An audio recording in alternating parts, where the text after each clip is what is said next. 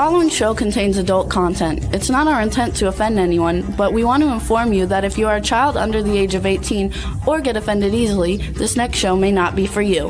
The content, opinions, and subject matter of these shows are solely the choice of your show hosts and their guests, and not those of the Entertainment Network or any affiliated stations. Any comments or inquiries should be directed to those show hosts. Thank you for listening.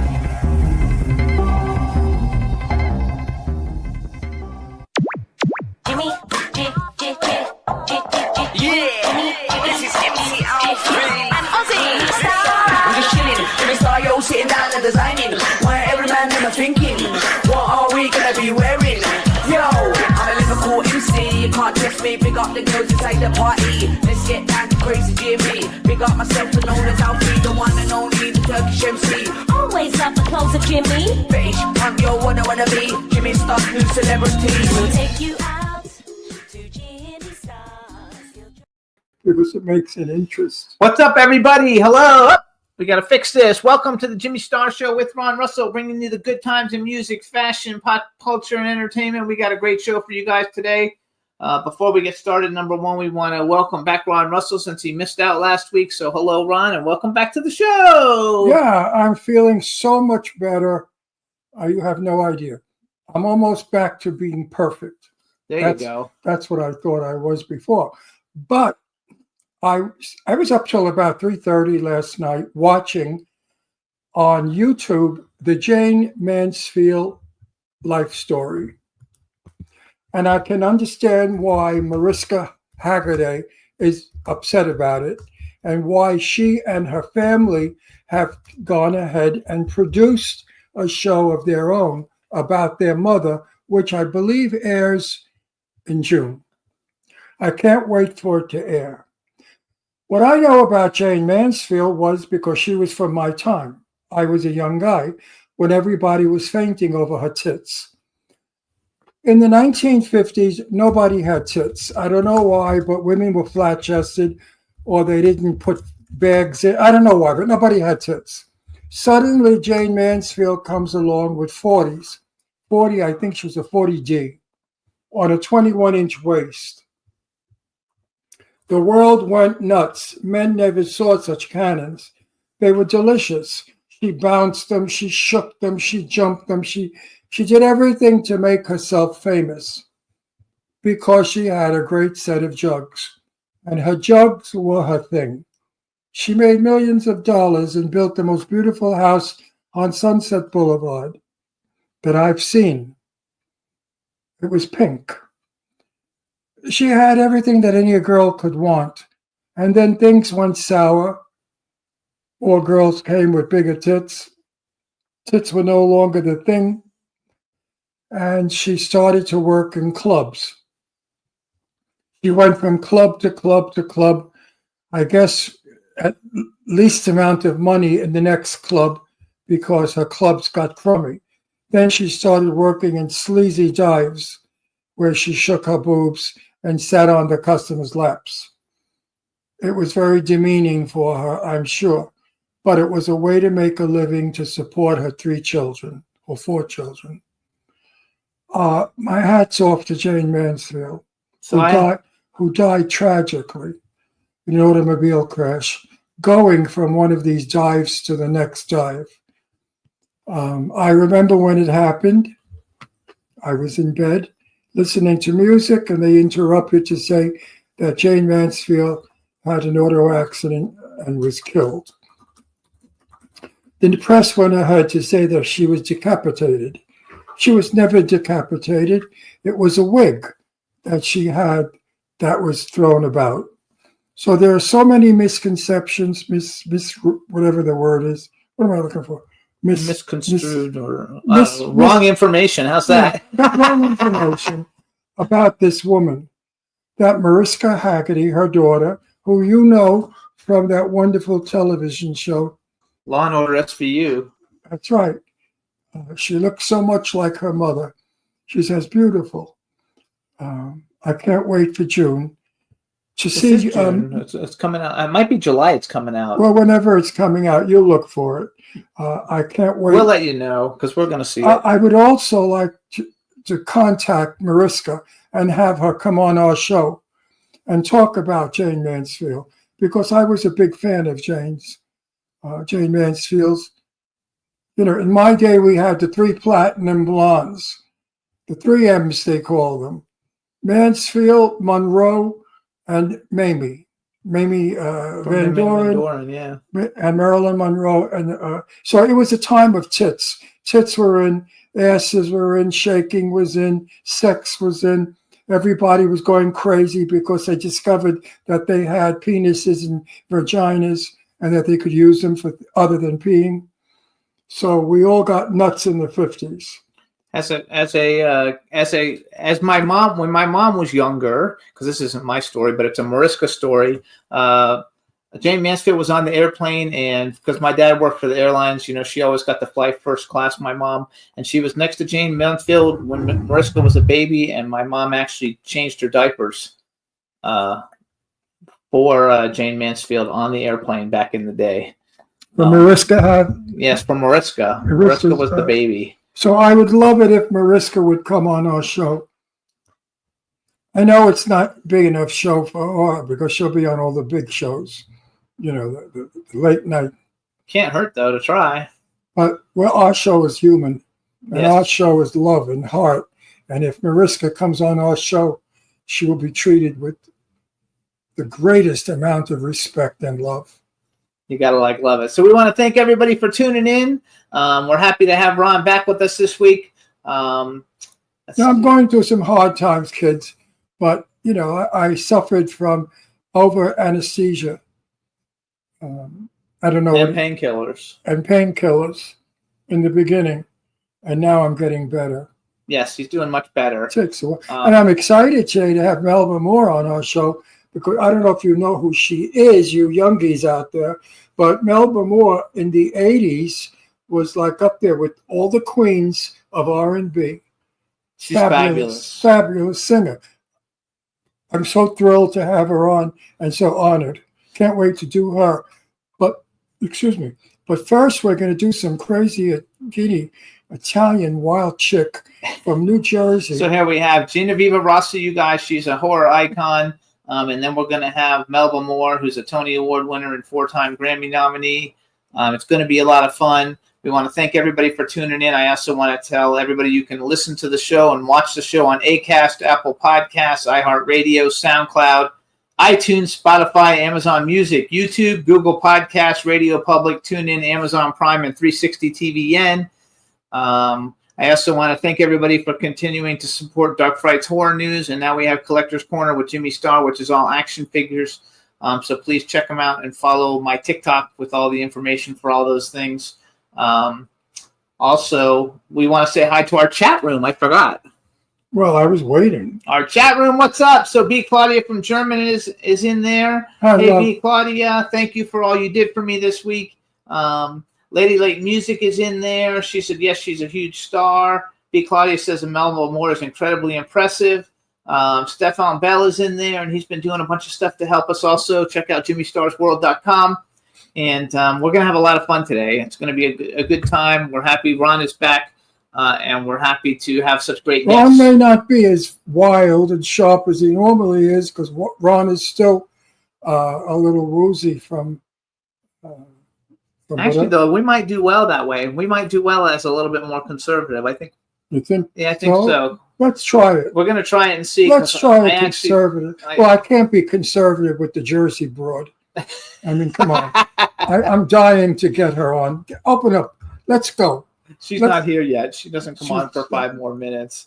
Right. But she's going to be coming on. You guys have seen her in all kinds of cool movies. It's a lot of fun.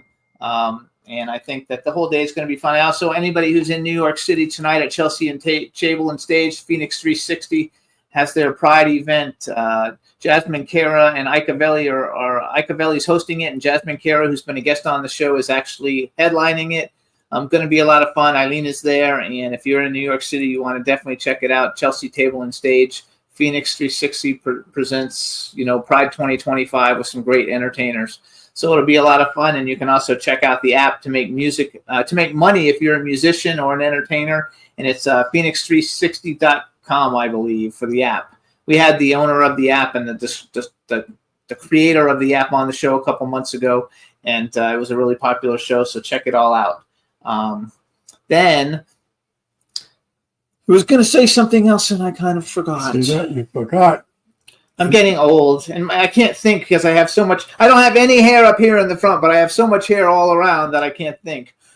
You know, like the brain. He's got to cut his hair. He looks like Shirley Temple. I look like Shirley Temple. For those of you who know who Shirley Temple is, you know, every year I feel less and less welcome on this planet. Isn't that sad to say that? I feel like the planet saying, go, Ronnie, already. You did it. You had your time. Because I feel invisible. Young people don't listen to me anymore. They sort of smile when I speak as if I'm a jerk. It's terrible what happens to us as we get older. I don't think. Oh, I'm 85 years old. That's not older. That's old. I don't think that. It just depends on where you go. Maybe out in the actual world, but not in the entertainment world. They don't.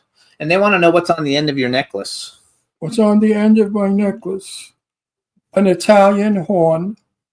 Hold it up because you can't see it. An Italian horn that was given to me about 50 years ago by the guy I was with, who I loved very much. And this is a star that's on backwards. And that's our star. Those are the stars. Those are the Ron and Jimmy stars. That's right, Ron and Jimmy stars.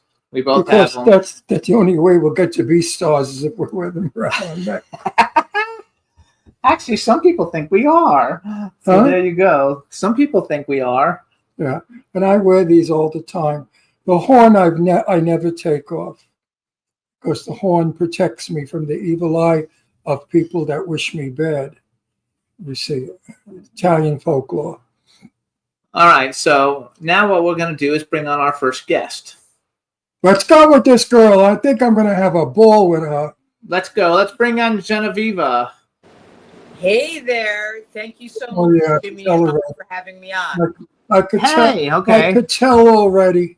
Let's see. Hold on. Let me make sure I have my sound up. We got to make sure we talk loud. Okay. Hey, all right, everybody. Now, say something. Let's just make sure we can hear you. You're deaf? This is Genevieve Rossi. Thank you She's so much deaf? for having me on. Can you hear me You okay? can put hearing aids on. I can hear you fine. He doesn't have his hearing aid on. Well, you said to Oh, speak. no. I'm sorry. Poor Ron. No, I can- No. you So can I fit- thought you were deaf. You know, being from New Jersey I don't know if she's and from New working Jersey, though. and working in film in Brooklyn, you go deaf. Oh, very cool. I'm from New Jersey originally. Yeah, from New Jersey. Because all the Italians yell when they speak. Okay? That is so true. We talk a little we all lose bit our hearing early because we go deaf from each other. No, True, somebody that's an said, Italian trait. no, once I was talking to somebody and they said, "Why are you so angry?" I said, "Angry? I love you. What's angry?" They said, "Well, you're yelling at me." I said, "I'm not yelling at you, you Irish asshole." I said, "I'm Italian, and that's how we speak." I still am not used to it because I'm Irish and we've been married. We've been married for 13 years, but he's still like once in a while it'll just blow me away because he's screaming. But to him, it's like Now, no big deal. Your name is important to me because it's Genoa, and Genoa is where my father's from and where I lived for a year, and I'm Genovese. Are you Genovese? One of my grandfathers was actually immigrated from there, actually. Mhm. From Genoa. That's how you got the Exactly. Mhm. Geneva. Exactly right. name, Genova. Genevieve. So let's introduce her. All right, everybody. Now we want to welcome to the Jimmy Star Show with Ron Russell, horror icon, award-winning actress of film and stage, Genevieve Rossi. Hello and welcome to the show. Thank you so much for having me on. It's great to see you, Jimmy and Ron. I hope you're having a great day. No, we're going to have a really good time. It's kind of funny that we've never run into each other Right. because we basically have had every horror icon on the show. We know everybody. I was looking at the list of films that you've done and who you've worked with, and almost everybody that you've worked with who's famous has been on our show. So when I saw you on Instagram, I was like, like we run in the same circle, yet we've never met. I should invite her on the show. We'll have a good time. And so that's how you got here. Oh, thank you for thinking of me. I appreciate it. No, it's fun. You guys also, you can follow Genevieve on Instagram. It's at Genevieve_Rossi. She's been in all kinds of stuff. So tell us, so you're in New Jersey? Is that where you live?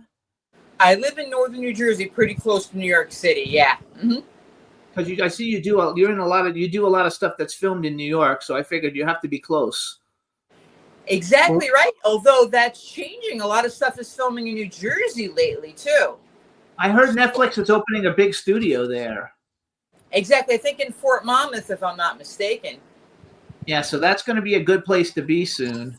Because New Jersey is going to become like Atlanta. It's going to become like Atlanta, and everybody's going to go there. Everybody's opening these wonderful studios, and too bad they're making shitty movies. Maybe they should make better movies and not open studios, because what's going on in film today is not what was years ago. Unfortunately, you're young and you've missed the good time. You missed the days of real horror when it was important. Now horror is, they're picking their toenails in bed while they're watching a horror movie. That's how important film is. Not really. Ron has this thing now because... No, wait. People don't frighten today easily as they did years ago. Years ago, the littlest thing frightened you. Today, they blew the woman's vagina off with a firecracker in a movie. Could you believe that? They blew her vagina off with a firecracker. Which movie was this? I don't even know which one it was. Marcel Waltz knows the name, so contact Marcel. Do you know who Marcel Waltz is? He's a big indie director. Very big. You should know him. He's got great films. His name is Marcel Waltz. He has 3 movies that just came out. You definitely want to look him up. But how that came about was his movie. They blow a man's 1976. They blow a man's penis off.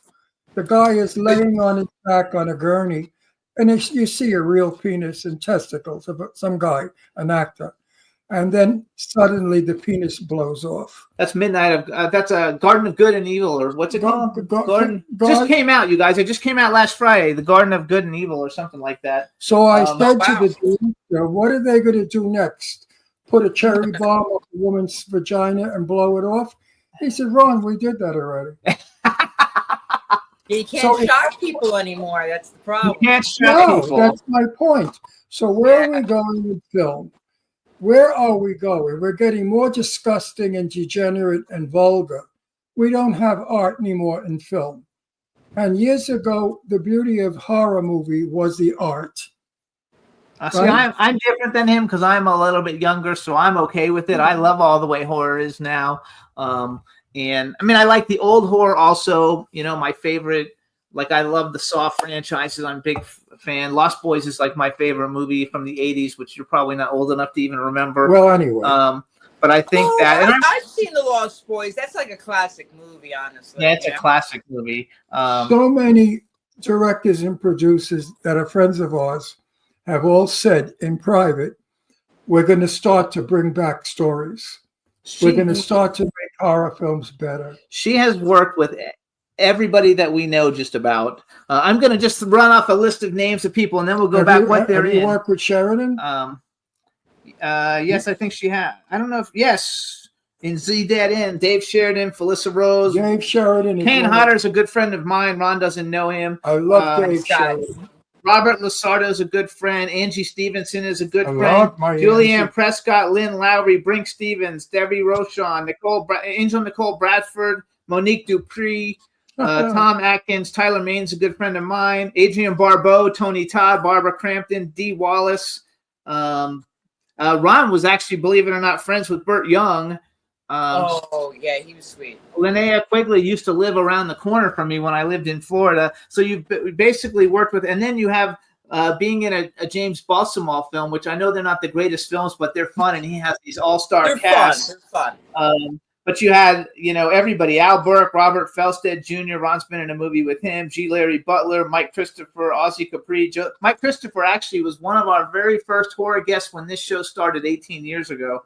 Sean Phillips, Joseph Kelly, because Ron's in all the Clown Motel movies, And Sherry Davis is a really Wait, good friend of I ours. am General Milan. Yeah, he's Yay! General Mulan. I killed the clowns. Yeah. So have you always enjoyed horror? Like before you became like a horror icon type person, did you like horror movies before you started? And how did you get involved in horror in the first place?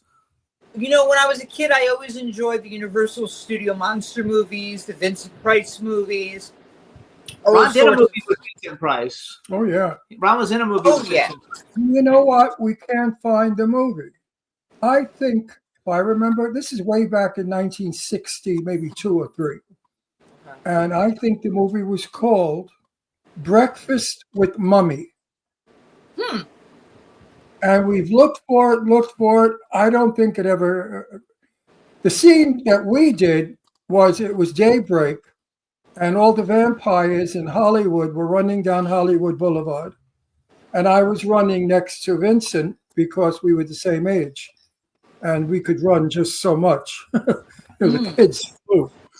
So at break, we sat on the curb. Could you imagine Vincent Price and I sat on the curb on Hollywood Boulevard? And we were bullshitting, and he was the sweetest, the most charming, delicious man you ever want to meet. Far, far from a horror. The furthest thing from a great actor. Pleasure to know. So actually, we totally like went off on a tangent there because I totally like interrupted you. But No, only you like be- all those old movies, which is cool. I like that too. Only because if I have Oh, yeah, information sure. to give, if I have information to give of years ago, I give it. Because people out there, young ones, want to know. They're hungry for it. They love my stories. They all say to me, Ron, who else? What else? So that was a little Vincent Price. So wait, story. what are some of your favorite horror movies that kind of influenced you to approach this? And how did you get into horror? What was your first horror movie? That's a good question. Well, you know, every movie I've seen, like a lot of Linnea Quigley movies for sure, Brink Stevens movies, Deborah Rashawn movies, all influenced me as a young person as well. Love Night of the Demons. I just rewatched that recently. And then my first horror movie was Jacko Slasher, which we filmed in Long Island. My friend Jennifer Valdez directed that. And it's a pretty funny movie. It's about Satanists, like creating this monster that goes out there and kills for them. It's a peculiar, funny movie. And that's how I actually met James Balsamo and another friend of mine named Bob Sachi. So I did a couple movies with James Balsamo, and then I think I did, as an actor, maybe 22 films with my friend Bob Sachi right after that. With James Balsamo, I did I Spill Your Guts right after Jacko Slasher. And then Bob Sachi and I end up in Zombie Hunters City of the Dead, where I played a soldier and he played a looter, and we're like battling zombies. So it was and then after that, it was just very busy. And just one role after another, film after film, you know? We lived in Doylestown, Pennsylvania for 5 years before we moved here. And so we would go to New York a lot, and we would go to there's the Puerto Rican Ladies Horror Festival. Anyway, she passed away, but her husband moved to Nashville. But they had a horror festival, and we were there. We met Edward Young. Oh, And I know you know Edward Young. Young. Ron and Edward Young hit it off really big time. And I'm pretty sure I saw on IMDb you're in some Edward Young movie that he's in. And Ron loves Edward Young. All right. Ed and I are the best of friends. We're buddies. Blood He's a buddies. good guy. I think Edward X. Young and I must be in at least 20 or 30 movies together, including the movie I directed, wrote, and starred in, Attack of the Killer Chickens, the movie. Ed and I both star in that. I'm going to yell at you about that. So Attack of the Chicken Mill, I went all over the place looking for the trailer that we could play the trailer for that since it won awards and it's a fun movie and stuff like that. Do you know Kadrosha Ono Carole? Kadrosha Ono Carole. She's the queen of the With a name like that, paranormal. you'd have to remember. Because her. I thought I saw her promoting, I thought, Attack of the Chickens one time.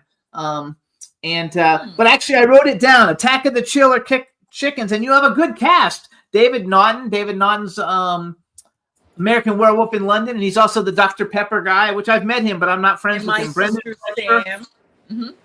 Brendan Fletcher, Lloyd Kaufman, who was one of our very first guests on this show 18 years ago, Artie he's Pascal, great. John Dugan, and Edward X. Young.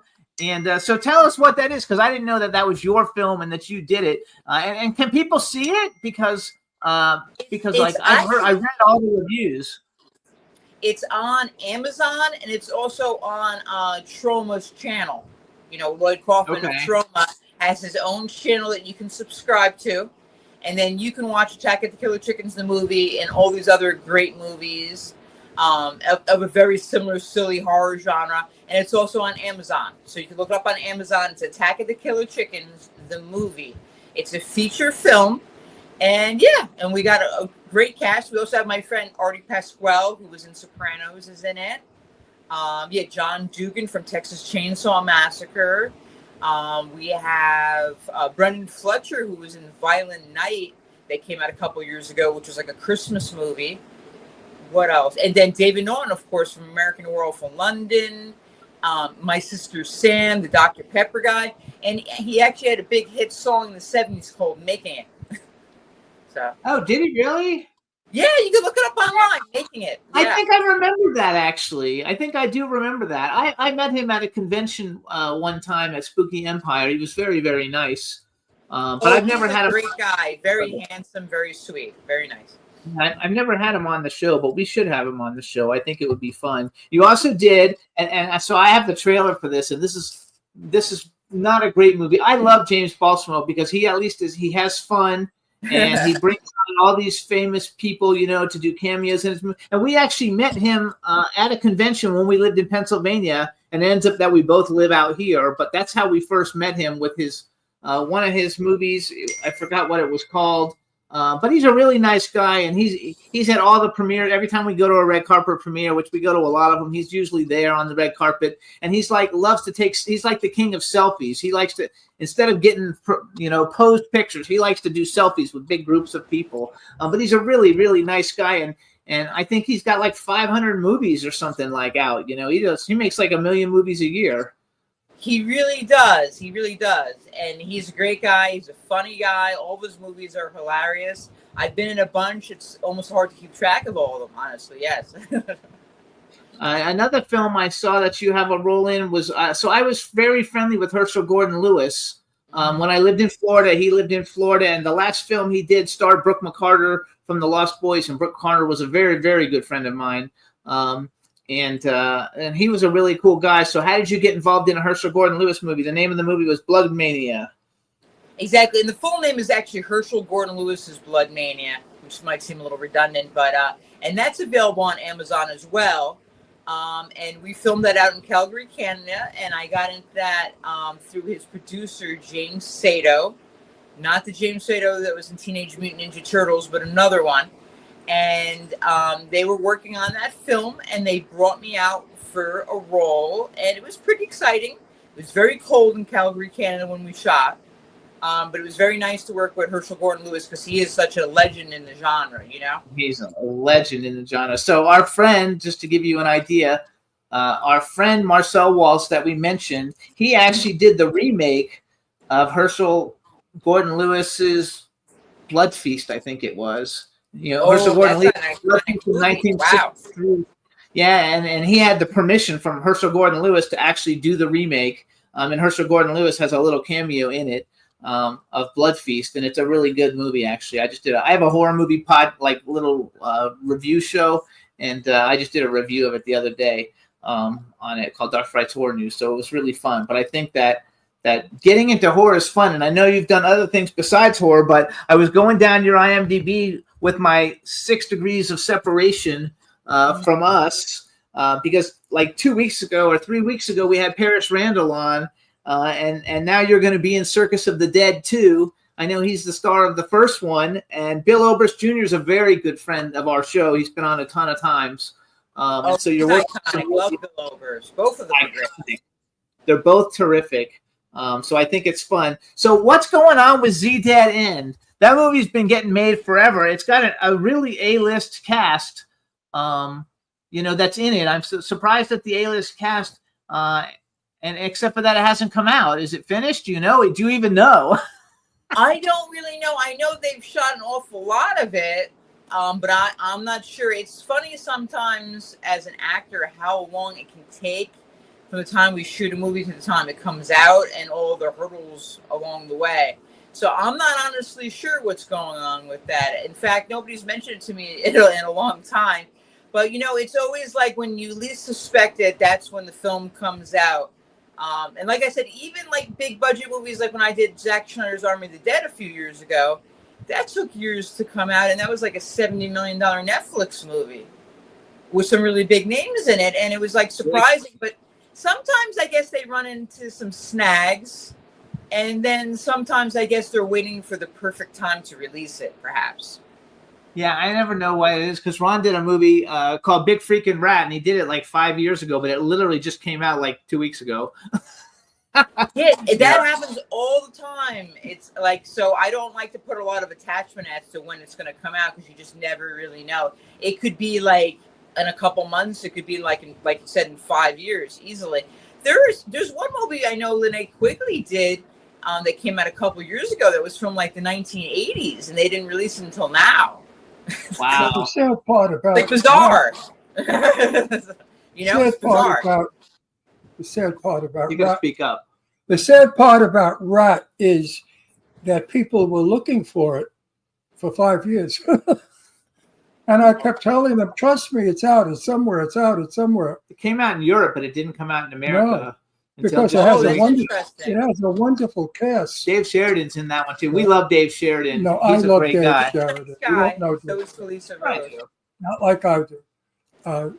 Dave is the dearest person in the world. We love Dave and Felissa. They're together all the time. Felissa Rose and Dave Sheridan. Yes, so they're Felissa. always together. But Dave Yeah. Sheridan, he is a little bit about him.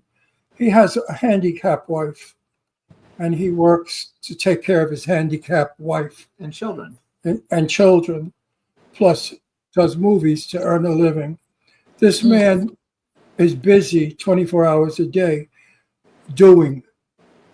And my hat's off to him. Most men can't even put their underwear on in the morning alone, let alone run a family Oh, wow. and a career. So Dave Sheridan, you're the best, baby. I love it. So you I love also you have another film, and I tried to find a trailer, but I couldn't find it. It was called The Witches of the Sands, and this has a really great cast. And I'm friends with every major person in it. Do you know anything about that one coming out? Because I couldn't find. I hate it when I can't find trailers for things to watch, so we can talk about it a little bit more. That's a good question. I know it was based in the United Kingdom. I filmed my scenes remotely during COVID, during the lockdown. Oh, wow. And it started out as a short film, and then they expanded it to a feature film.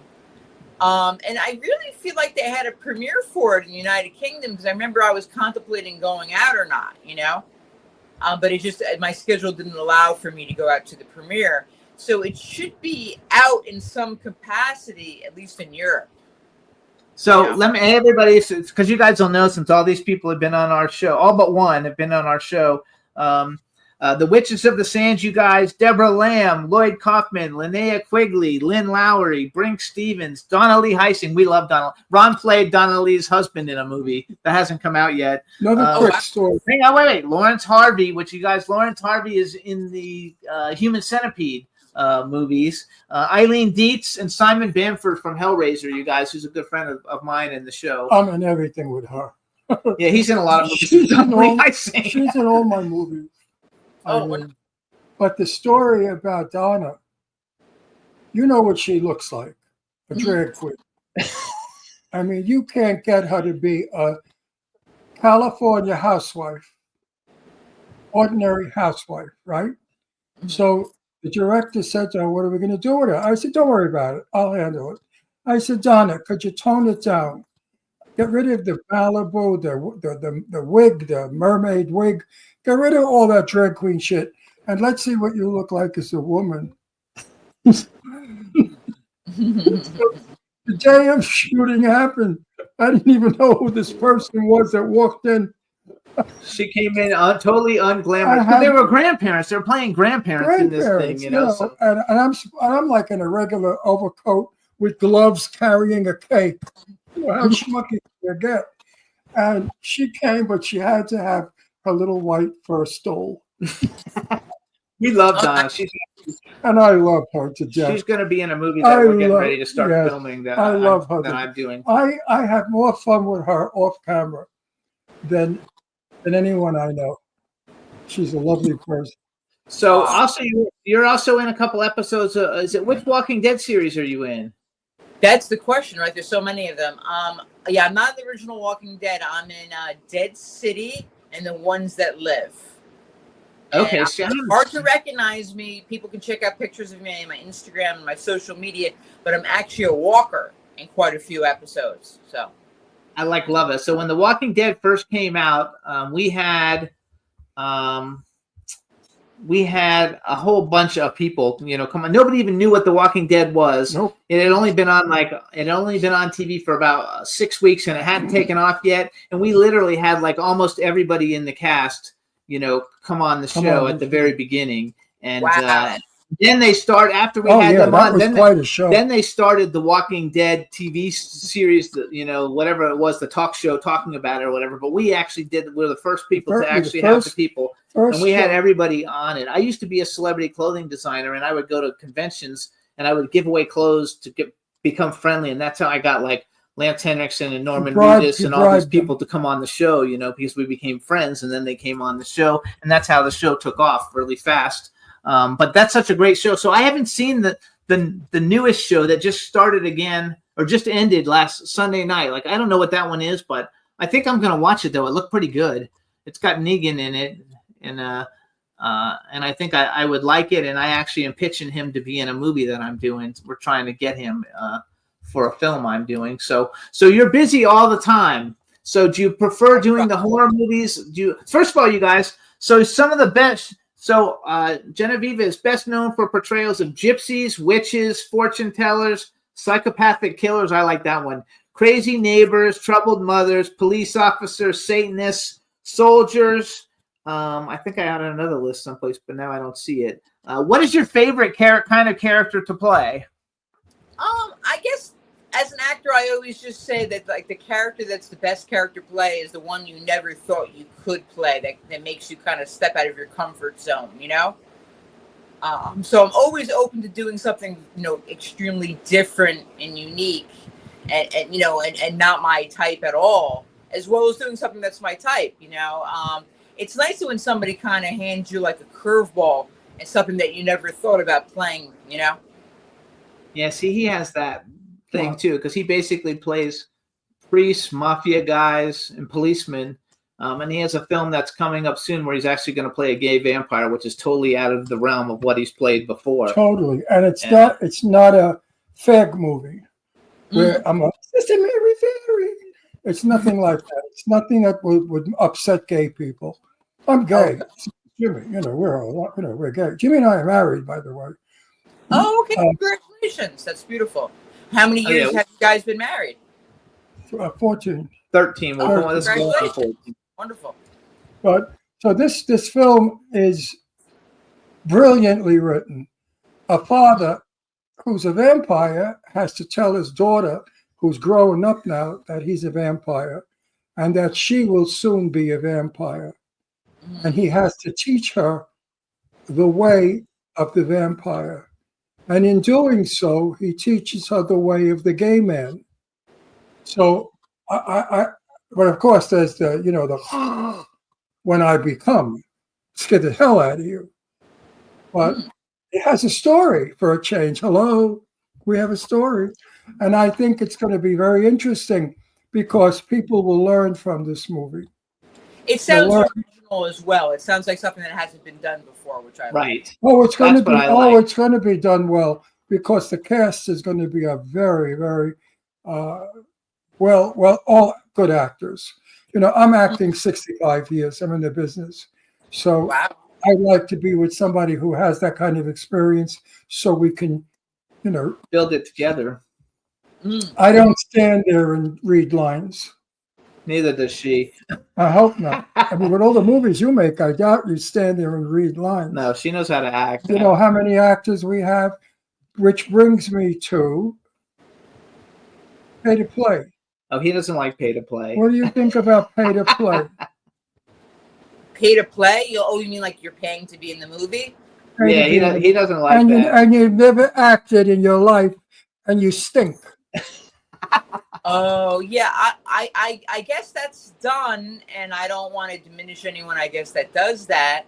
I guess everybody takes a different route, but you're probably better off, honing your craft, reading books, taking some classes, practicing with your friends and things like that, so that you can actually, maybe not take that path.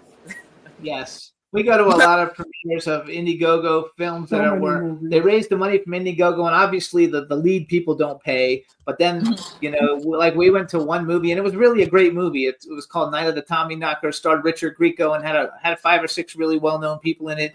But then during the movie, and it's a good movie even with all this stuff, and we're very good friends with the people who did it. But the in the movie, there's like 100 like one-liners that didn't need to be there. The only reason they're in there is because everybody paid money to be in the movie, so they had to have a line, So you have all these people putting in lines that have nothing to do with it. So you suddenly you see these monsters coming out of a cave, and then someone says, "Oh, look, monsters are coming." I don't Well, like that. I funny. didn't see really, except for Z Dead End, maybe I didn't see too many Run, of those films. run on as your fast as you can. So here's a question I like to ask actors and actresses, and it doesn't have to be horror. Or maybe we'll make it a 2-part. If you could have ever been in any movie that's ever been made, give me a non-horror movie that you would like to have been in, and it can be an old movie, a new movie, and then do the same thing with horror. If you could have ever been in any horror movie. And then the second part that you can be thinking about when you answered it is like a bucket list. You've already been in movies with the biggest horror movie people, but bucket list, male and female actor that you think would be great to work with, and they could be living or dead. Well, what's a movie that I wish I was in that's not a horror movie? There's probably so many of them. Like, when things come out, you always have like this like little bit of jealousy when you see other actors in things, and you're like, oh, why am I not in that? So it's hard to pinpoint an exact movie or series that I'm not in, like that's not horror. Now, horror-wise, I was always a big fan of Barbara Steele, so I would love to reprise one of her roles, like if they did a remake of one of her movies, and to play the Barbara Steele role. I know who she is, but I don't know what her movies are. I'll have to look it up. You speak exactly like Drew Barrymore. You know that? Has anyone ever told you? Has anyone ever told you that? No, you're the first one. You're the first one. Interesting. Well, I know Drew, so I can tell you better. Drew off camera. We all have a different voice off camera. So if you know Drew off camera, she speaks like you.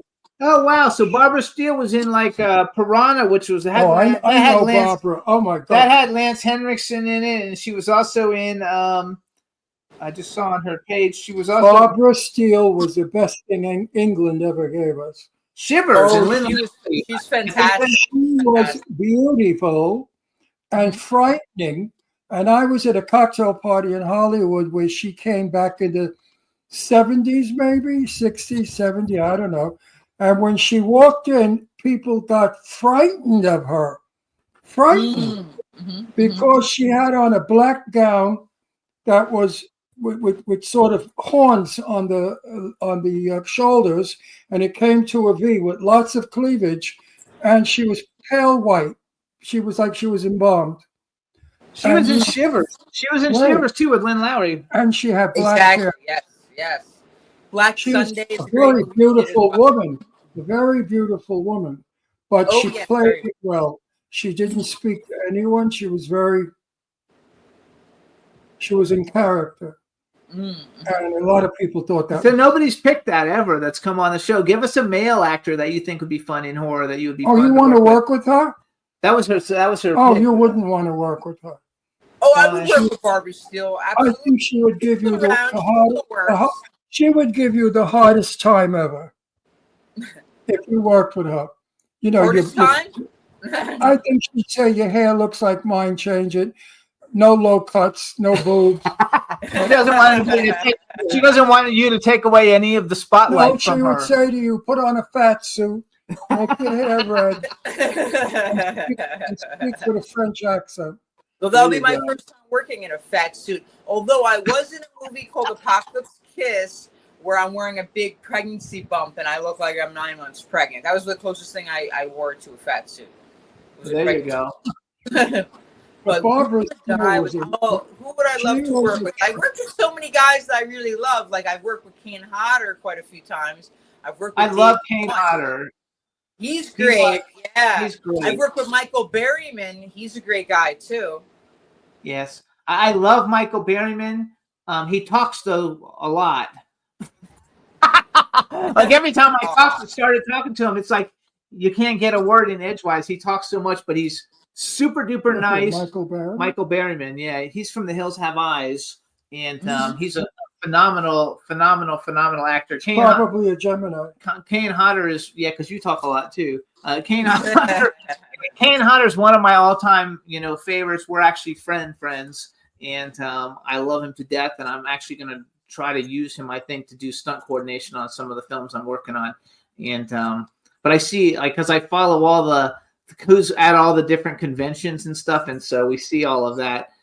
So I follow all of what they're going, because now that we're in California, we don't really go to any conventions. When I lived in Florida, I would go all the time, but I don't really go that much. Well, in California. now that all the politics are over, we might get funding.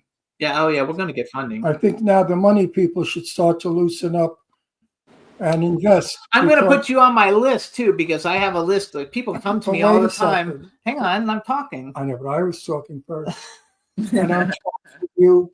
I could beat the shit out of you because I'm from Brooklyn. Yeah. Oh, you guys are cute. Forget about it, baby. No, what I'm saying about money and investors. Today, there are very few places you want to invest your money that you feel you can make a good return or that's safe. Film, believe it or not, as much as people say you never get your money back, you do.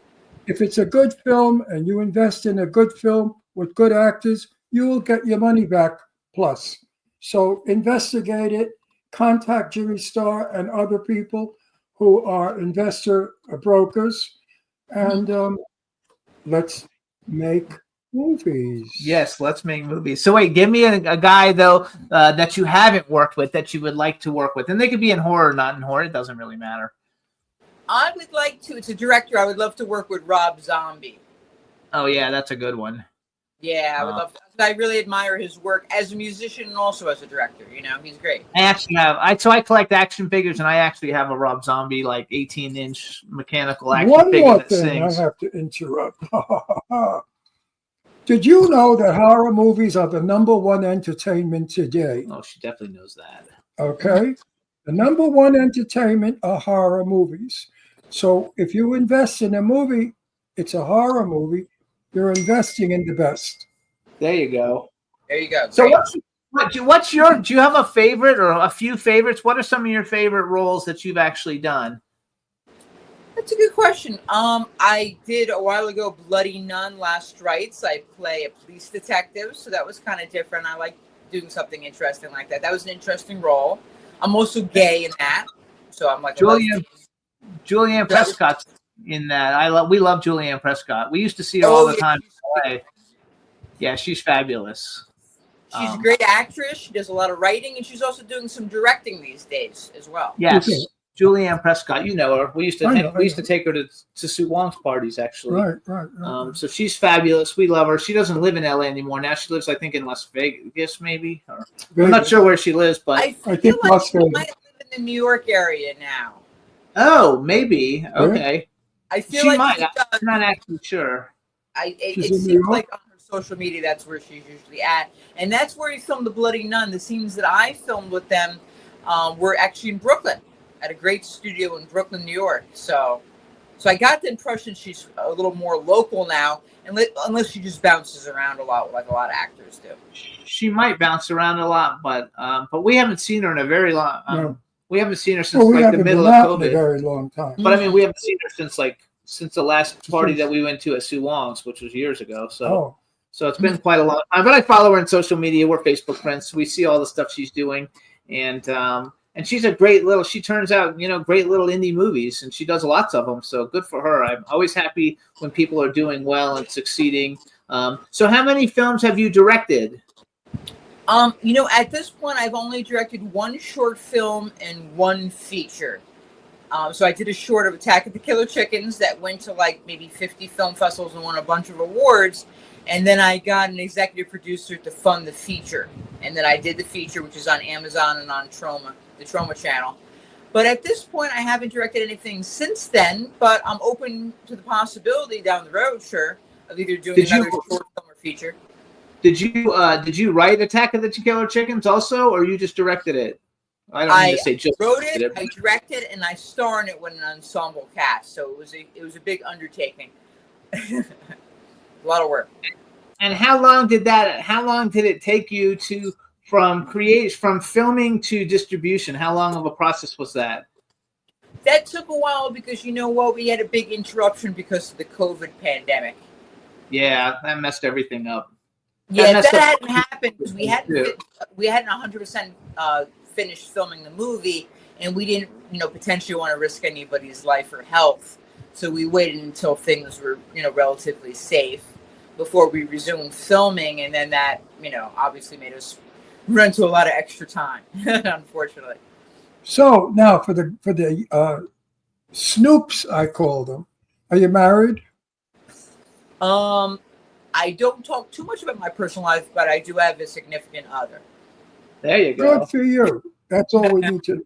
We like to know that too. And is your significant other in entertainment or totally something different?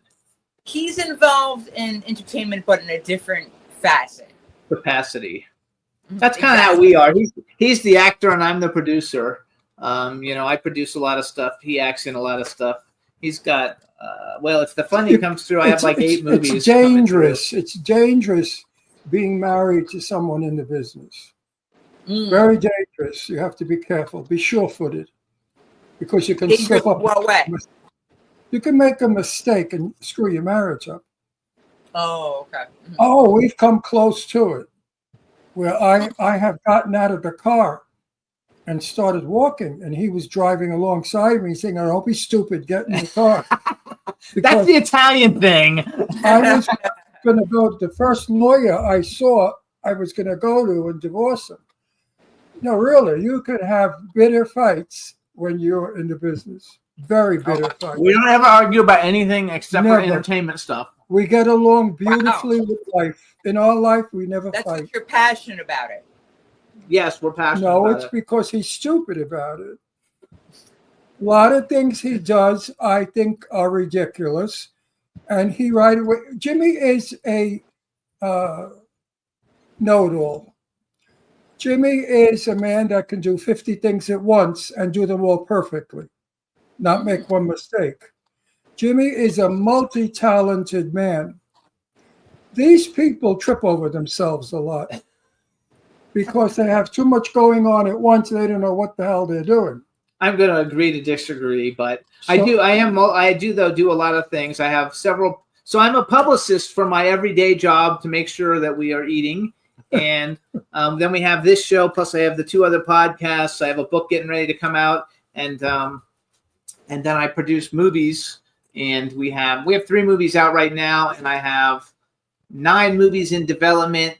3 movies that I got an LOI for funding for, and 1 movie that's about to get funded, and 1 movie I need $600,000. We're pushing our movies, which we should, so we make some money. Wow! Thank you. I have 5 movies out. I don't know how many movies. I have 4 or 5 movies out. Some I have cameos in because I do a lot of those now because I don't want to work, to go away to work. I'm 85 years old, so I've sort of semi-retired. Mm-hmm. But I have 1 movie that I really will encourage you to see. And that's, it sounds stupid, but you'll enjoy it. What's it called? Clown Motel 3, is that the one? No, that 3 is not out yet. Yeah, Clown Motel 2 that got out and then they got put back, so they're going to release it again. Clown Motel 3 is coming out. Well, the premiere's in October.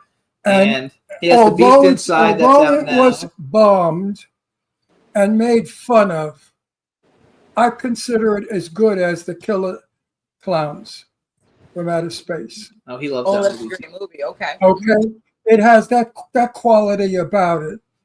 It is so fabulous that you'll love it because it's not the traditional horror movie. Now he has some fun ones. I have some very good So horror. I have a list. Once people have come on the show and I met them and they're not assholes, that I put together. And because all the indie people come to me, they know I know a lot of people for casting for their films of people. So if it's okay with you, I'm going to put you on my list of people that I know that I can get in touch with directly in case anybody's looking for actors and stuff. I don't get paid to do it or anything. I just do it to help and people. I think it would be fun work because I think it'd be fun. I think it'd be a lot of fun. I think she's I have my interesting. email. I think you're very interesting. Yes. You're very interesting as an actress, and I Okay. think I'd like to explore the different sides of you. Yeah, I think that you could be a At work. lot of fun. I think people would like you. I'm one of those actors. Everybody likes you. I noticed on, I don't know if that was on Instagram or someplace recently, you were like in the UK, I think, signing autographs. Do you have an agent that like books you in those? I have a couple booking agents that book me, and then sometimes people come to directly to me, and I book it too.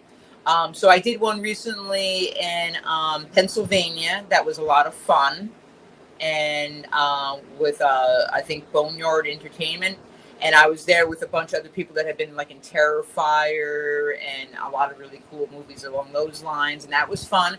I do guest appearances pretty regularly. One of my best ones was 2017 when I went to the United Kingdom for Birmingham Horror Con. I just posted today, happy birthday to Dwayne Whittaker, who That's why I saw that on your Instagram Yeah. today. I didn't know it was from 2017, but yeah, he's great. he is a great guy, and we had so much fun at that convention. He, me, and John Dugan, we hung out a lot, and we hung out with everybody. There were a lot of amazing guests, so many talented people at that convention, and here we all are. We're in the United Kingdom together. It was a great time. It was a great time, and he's a great guy, and I love his role in Pulp Fiction. Yeah, it's great. Pulp Fiction's such a good movie, and so John Dugan stars in a movie called Harlow's Haunt, and I literally just signed on to be the producer for the sequel of Harlow's Haunt, which he'll be in that one too. I think we're going to shoot in Florida, and I think it'll be a lot of fun. But like, I love all the different horror movie people. I love the whole environment. I think horror fans are the greatest fans. Horror fan is like the only community that actually supports its community. Like we're gay. The gay We're like community. a family. Yeah, gay people don't support shit. They don't support their own. They don't support anybody. But the horror community. All they really like to do is fight. They love to pick it. They love to tell straight people how horrible they've been to them all their lives. And it's sickening because I got through life very easily being gay in a time when it was very difficult being gay. If you were found out, you were ostracized. Ostracized. Okay? So bullshit. So we have, I'm 85, and my sweetest little thing is Angie Stevenson. which she was in a movie. I don't Who know I if you love. met her. Though. Angie Stevenson is my little canary. She is the sweetest little thing in the world. I played a scene with her Oh, in Clown Where- Motel. where she was in a tight sweater. Need I tell you more? And she's at a pool table describing all the ammunition and guns that we laid out on the pool table. And I'm a sergeant, and I'm watching her. Now, I thought to myself, I'm so used to guns. Why would I look at them? Why don't I look at the cannons? So I did. I went like that, and I stared at her boobs. They didn't realize it until we were editing it. They said, Ron, you were staring at our boobs. I said, of course. I'm supposed to be straight. I'm a general. She's gorgeous. Her boobs are 3 feet, 2 inches in front of me. We're not going to look at cannons. So they left it in the film. And guess what? At that part, the film gets an applaud. Yes, it was fun. The film gets an applaud.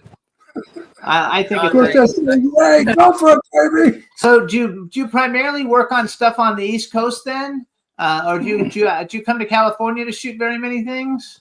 I'm definitely open to coming out to California. I do things predominantly in New York, New Jersey area, but then once in a while I'll go down to Virginia or West Virginia, and obviously Circus of the Dead 2 we're doing in Texas. Yeah, So that's I great. go all over the place as needed. That's good to know. We're a family. When we get together at a red carpet, it's all the same people, and we just hug each other and embrace, and then go to the after party, and talk about each other. I'm definitely going to see what we can get you involved with, because I have a lot of films coming up, and I've got one that we're shooting in West Virginia, and I have another one actually with Bill Oberst Jr., and I have another one that we're shooting in Texas. It's a big one, though. I have really an A-list horror director, Adam Marcus. I don't know if you know who Adam Marcus is, but he did. He's the director, and he did Friday the 13th, Jason Goes to Hell. He wrote and directed it, and also Texas Chainsaw Massacre 3D. Oh, I love those. He's kind of like a big indie director, and we're putting that film together right now.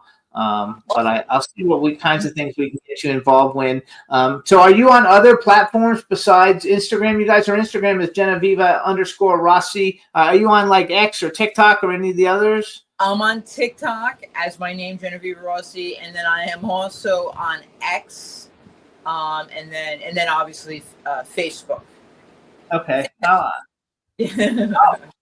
I'll follow you on. I start following you on X today and on TikTok. Okay.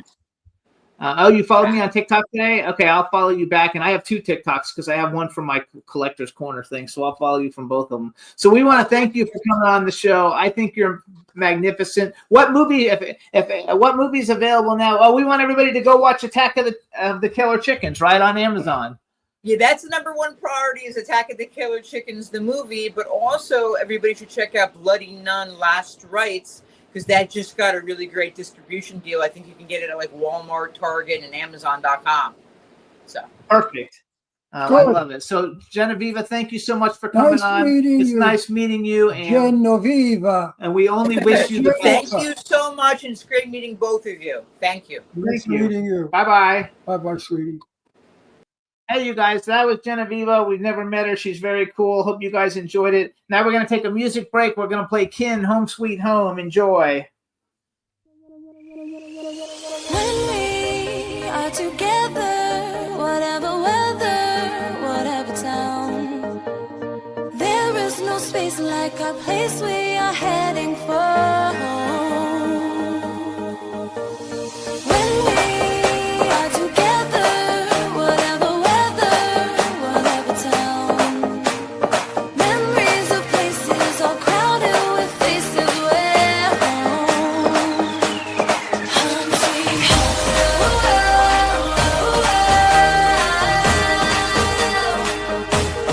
home sweet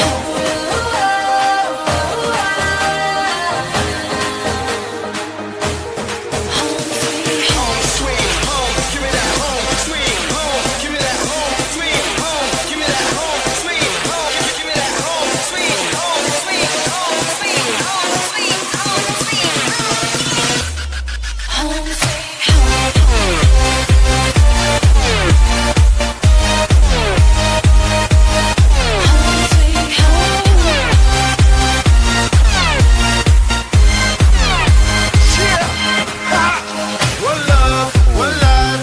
We hope you're feeling alright. We only here for one night. 'Cause let's live, let's vibe. Throw your hands in the sky. The only place I'm alive. Throwing up, party people in the club. Party people showing love. Party people throwing up, throwing up, throwing up. Party people in the club. Party people showing love. Party people throwing up, up, up. When we are together, whatever weather, whatever town, memories of places all crowded with faces where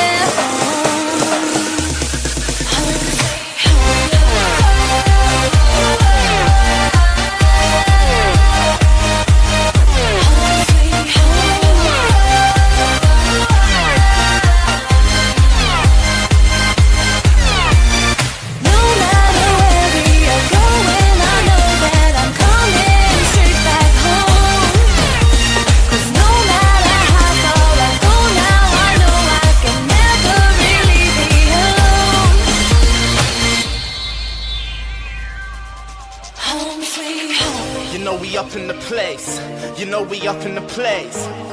Party for days, let the music just take you away. Just give me a taste, lost in the moment, tonight we own it. So let the music just take you away. We going up and away. We going up and away. We going up and away. We going up and away. Home sweet home.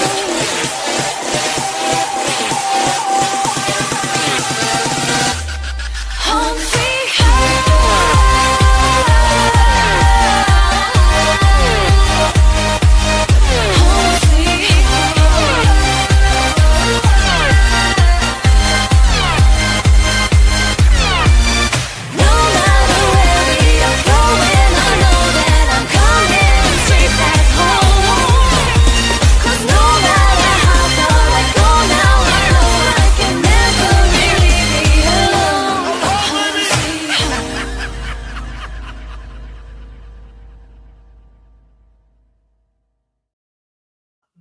Hey everybody, so that was Kin. The name of the song is Home Sweet Home. We actually had Kin. They're a UK band, and they were on our show like a long time ago, maybe 8 or 10 years ago. But I like the song, and I didn't think we Okay, were bring flagged. on my Melba. She's not here yet, so we can't bring her Melba's not here yet. And I'm so excited. You know, she's from my time. And she was at a Broadway play called Pearly. And she was fabulous. I believe she won the Tony for it. Yeah, I think she did. And Melba Moore, I have a package of black women R&B of the 80s who brought together a lot of people I know that were prejudiced, because music doesn't have just one person to love it or want it. Music brings people together. And Melba Moore had a lot of hit songs out that brought us together. She won the Tony Award in 1970, B. Claudia said. Yes, she did, for Pearly. And she just did other things. She was just one of them, one of the girls. And the girls consisted of Patti LaBelle, just a whole bunch of wonderful singers. Sister Sledge is probably in there. Sister Sledge, everybody I love. I call them my girls. And she's one of them. So she should be coming on in a few minutes, you guys. Yeah, because she brought color together. There's no such thing as color with Melba Moore. Melba Moore doesn't have a color. She has music. And all of her music belongs to everybody. Yes. And that's why I love the 80s R&B. Oh, yeah, she's huge. Huh? She was huge. She still is huge. She's still doing stuff. She's still performing, you guys. She had new music that just came out in June. My daughter got all excited when she heard Melba Moore was coming on. She said, "Oh, I love her." She said, "Oh, Daddy, I love Melba Moore. You're so lucky." She okay. Definitely, and she's been on every major show possible, every major TV show, and she's still doing TV shows. She's got a big show coming up at 54 Below. I love 54 Below. We went. I love it. Melinda Doolittle from American Idol. There, we've seen a bunch of people at 54 Below. Bunch of people. 54 Below is a wonderful place. Kathy Sledge. Yeah, 54 Below is a wonderful club in New York City, you guys, and it's basically they call it 54 Below because it's underneath where Studio 54 was. And it's a real nightclub, a nightclub like in my day, and I love it. Oh, and it looks like she's here. And it's not a killer expensive place.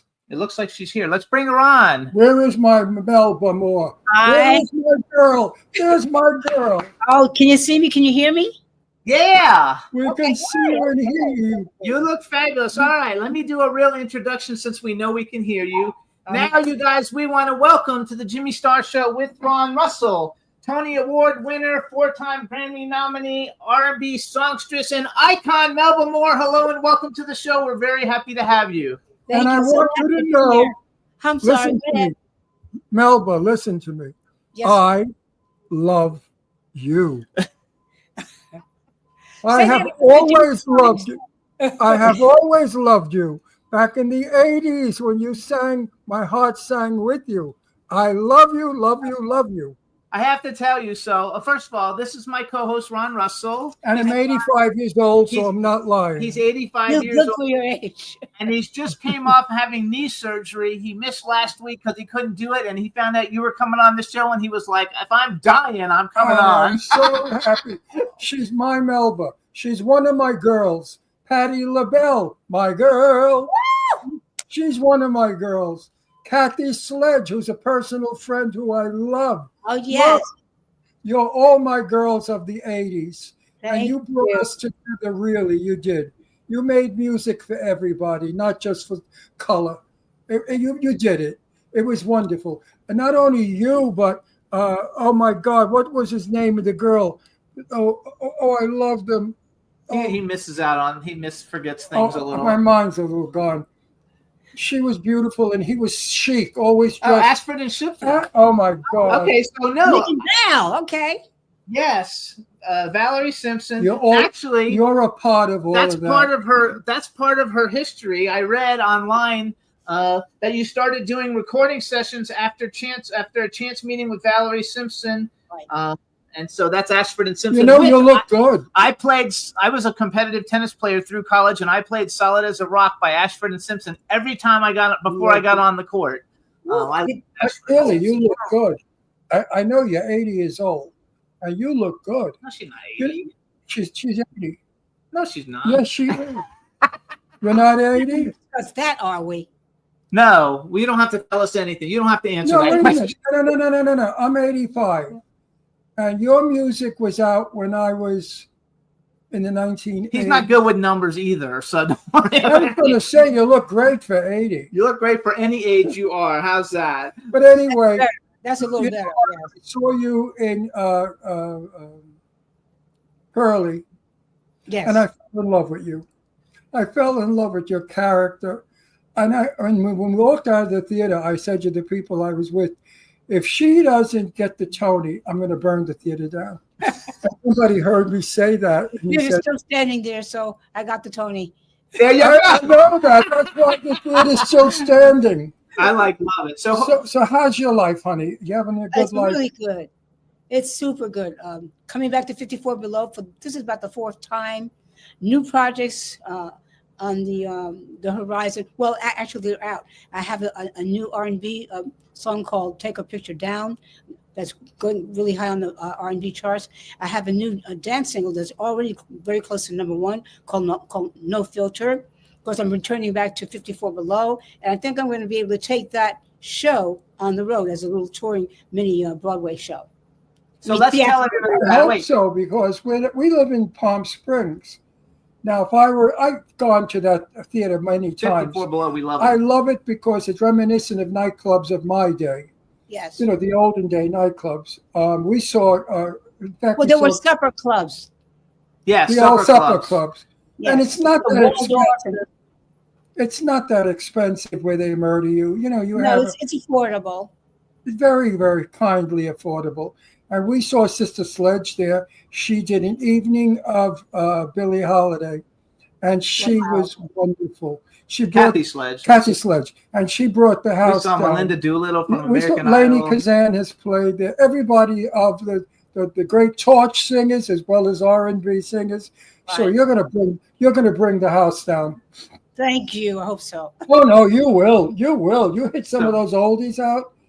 So hang on. So real quick, we have a chat room full of people. They're all very excited that you're. If you could just Oh. say hi to the chat room. Absolutely. Are they going to come in and ask questions or anything? They might ask some questions in here in a minute once we get going. Mostly, we have B. Claudia from Germany. Say hi to B. Claudia. She's Hi, literally, yeah, there you go. She's literally in there writing all your stats. You won the Tony in 1970 for Pearl. She's like giving all these stats of everything. But Wait, can I ask a question before we go? Have you ever sung with Johnny Mathis? I have not. No. I love Oh, Johnny. I was thinking in my head you did years ago. that's his favorite singer is Johnny Mathis. And my favorite person. His because I favorite You know got him. person. good taste. Yes, Oh, he has good He taste. is the best person in the world. And I'm so happy he's retired and he's happy and he's well. And He just retired too. He just retired. yes, Yes. he's 90 years old. God bless. So what I want to do, first off, let's. I thought at the beginning of the interview and at the end of the interview we can plug your show. So I want to talk about it. So you guys, Melba Moore's show. It's called Melba Moore from Broadway to Love. It's at 54 Below. It's Wednesday, July 9th and Thursday, July 10th. It's a love letter to the great ladies of music and stage. I wrote down Lena Horne, Barbara Streisand, you, Liza Minnelli, Diane Carroll. You can get tickets at 54below.org. Tell us a little bit about the show from your perspective. Sounds great. Well, of course, I do songs and stories from my first Broadway show, Hair, and tell how the fact was I was really trying to get out of teaching school in public schools in Newark to get into the industry, which you just kind of touched on, where my dad started taking me around to different places to see if we could get work and get into it. And one of the people we met was Valerie Simpson. And she actually really, as we were talking and sitting in somebody's office, or outer office, waiting area, we exchanged numbers. And she invited me in to start to sing back up on a lot of the recordings such as that she was booking. So that's how I got into the entertainment industry. But one of the sessions was for Galt McDermott, who wrote all the music for the Broadway show Hair, and they were still casting. So at the end of about a 2-week session of doing all the music on his album from all the music from the show Hair, before it had opened, they invited everybody who was on that recording session to come and sing for the director and the producer, promising us that they would find a role for us in the show. And I said, but I don't have any acting experience. And they said, well, our director is Tom O'Horgan, and his specialty is experimental theater. So we think you have an interesting personality. We know that you're a strong singer. So we'll kind of basically train you on the job. So that's how I really got my first Broadway show, which was Hair. And I just had really good. Hair was a 1979 version, right? Which one? You were not in the original. Revivals. There's been several revivals. Which one were you in? 79. No. I was never in a revival. I did a portion of the film Hair. Oh, okay. I was in the original version on Broadway in 1966. Yeah, the original. You were the original. Look, yeah. I'm getting your age. I'm clocking you, honey bun. You are ready to clock me, baby. I also read that you're a very beautiful woman. Thank you. That's the point, right? You really are. You've held up well. I mean, you're very beautiful, and you still have it, Melba. You still have it. So I also read that you started out singing backup vocals for Frank Sinatra. Wait. Don't go there yet. Y'all need a referee.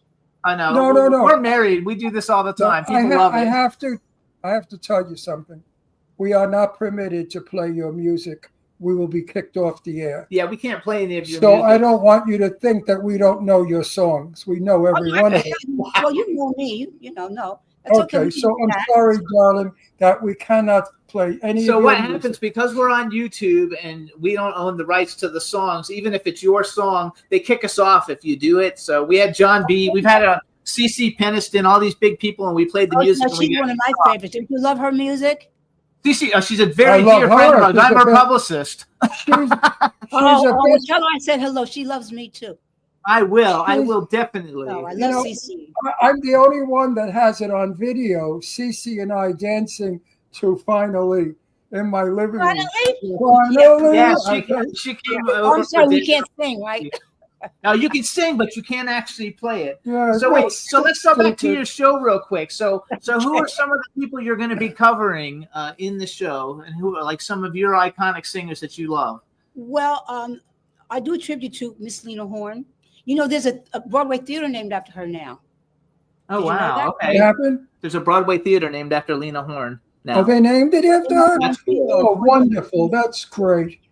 Terrific. I do a tribute to Miss Barbara Streisand because I love to sing Don't Rain on My Parade, first of all. Right. I love that song. And second of all, I still remember when I looked up and I was in my dressing room after a performance of Pearly, getting ready to get in my street clothes, and I looked up in my doorway was standing Miss Barbara Streisand. Oh, wow. I gagged. Why? She's only a person. Oh, yeah? I don't think so, honey. We actually had her sister on the show. But she can't sing like Patti LaBelle. Well, now there's a point that's well taken, but Patty can't sing like Barbara. There you go. That was a good reply. He loves Patti LaBelle to death. You gotta love Miss Patty. Are you joking?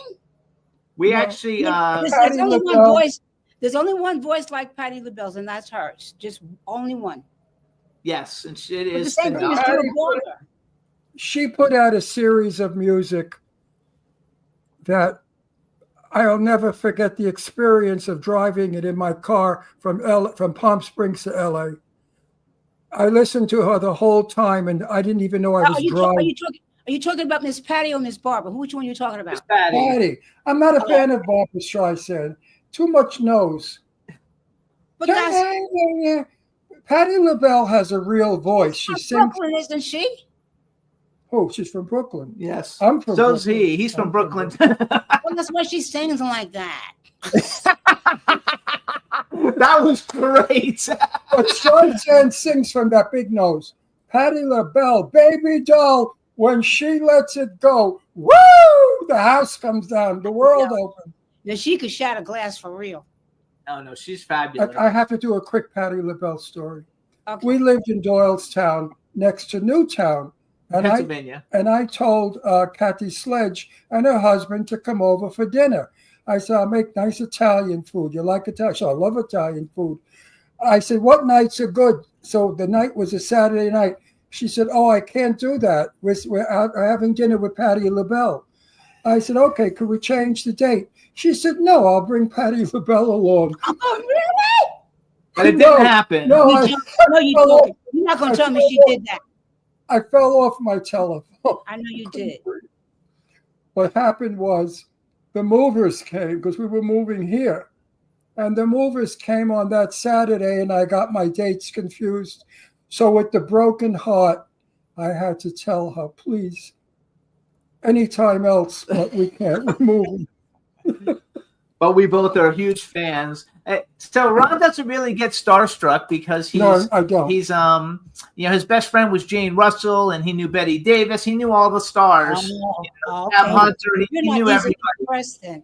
So he's not easily impressed. He's easily easily impressed with you, though. That was very exciting. He was like, Oh, What's yeah. unusual about me then?